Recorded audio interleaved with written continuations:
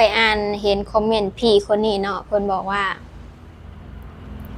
ไทยแท้น่ะเขาไม่ชอบหรอกที่จะไปอยู่ประเทศลาวมีแต่ไทยปลอมเท่านั้นเนาะไทยแท้อ่ะเขาไม่ชอบแล้วก็ไม่ชอบระบบคอมมิวนิสต์อีกสักอย่างหนึ่งนี่แหละเนาะทุกคนเนาะบ่ฮู้ว่ามันมีไทยแท้ไทยปลอมบ่เนาะทุกคนเนาะก่อนอื่นก็ขอกล่าวว่าสบายดีเนาะสวัสดีพ่อแม่พี่น้องเด้อเนาะพบพ้อกันเช่นเคยเนาะ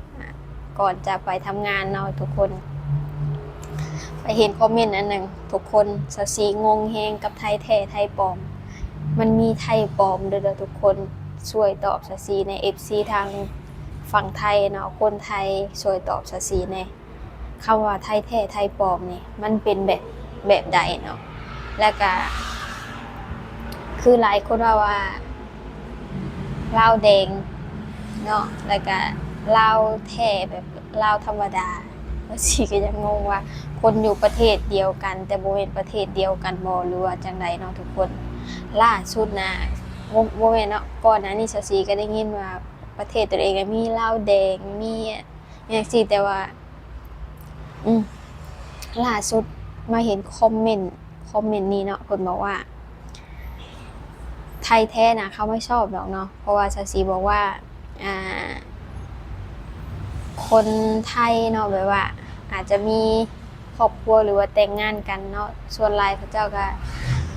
หนุ่มไทยก็อยากไปใช้ชีวิตอยู่ประเทศลาวเพราะว่ามันมีธรรมชาติอย่างจริงๆแล้วทุกคนมักธรรมชาติเนาะ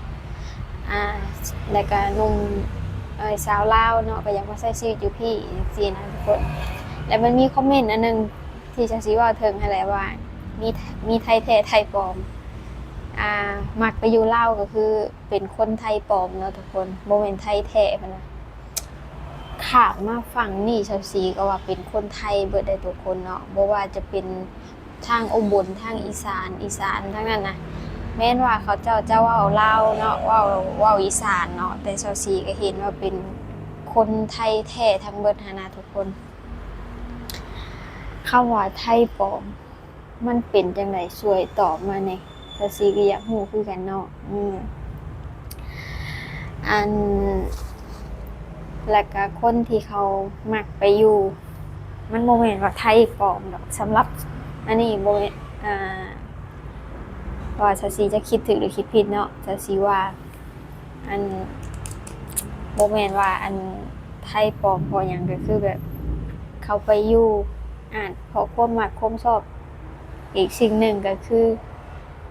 สาวลาวเนาะสมมุติว่ามีแฟนมีครอบครัวเป็นสาวลาวก็ต้องไปอยู่เนาะเพราะว่าคนฮักเฮาอยู่ที่นั่นเนาะทุกคนถึงแม้ว่าบ่ได้มาพี่สมมุติว่าสาวลาวอยากอยู่ลาวก็จำเป็นต้องอยู่เนาะเพราะว่าเฮาจังได๋เฮาฮักกันเข้าใจบ่ทุกคน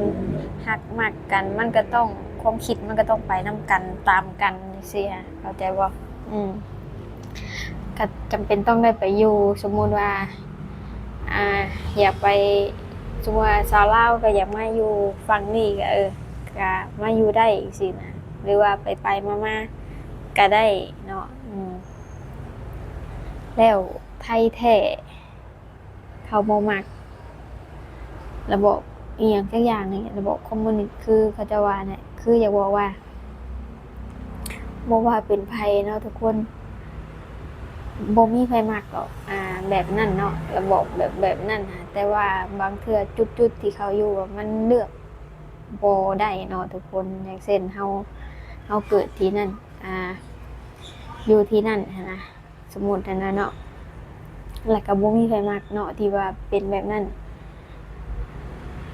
เนาะจักสิว่าจังได๋จักซีก็ได้เห็นคอมเมนต์นี้เนี่ย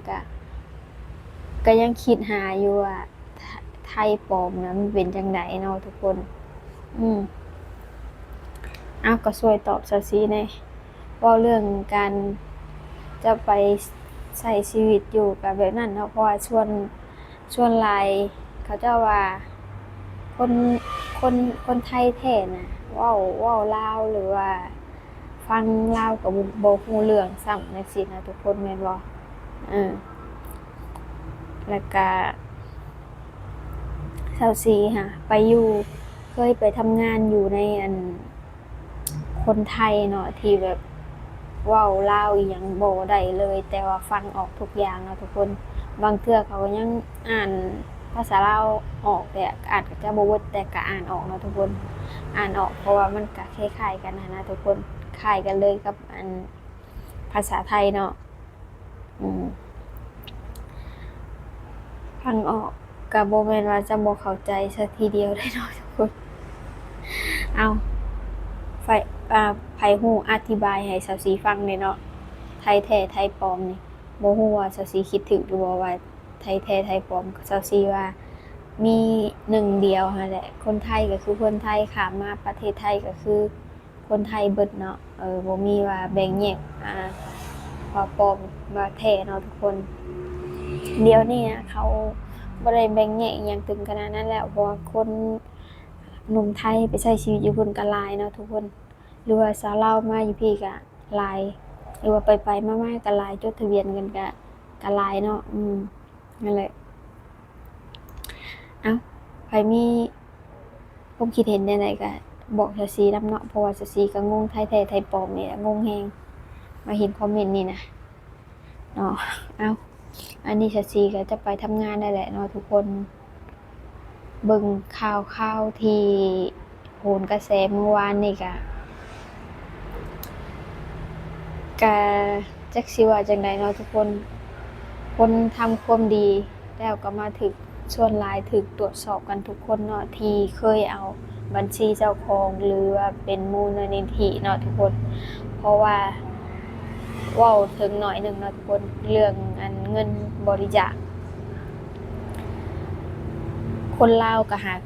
ก็โดนไปวังใดนี่เนาะเจนอมที่ไปช่วยเหลือคนอยู่ในถ้ำเอาบัญชีเจ้าของไปรับเงินบริจาคแถมในบัญชีนั้นก็ยังมีเงินเจ้าของนำเนาะบ่แม่นว่ามีแต่เงินบริจาคมันรวมกันอยู่มันก็เลยมีปัญหาเนาะทุกคนขนาดบัญชี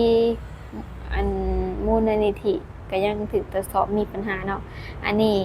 เอาบัญชีเจ้าของโอ้คนอื่นเขาก็ต้องคิดอยู่แล้วคนที่เขาบ่มักบ่ชอบเฮาเนาะเขาก็อยากรู้อยู่แล้วเงินนี่ไปใช้แบบยั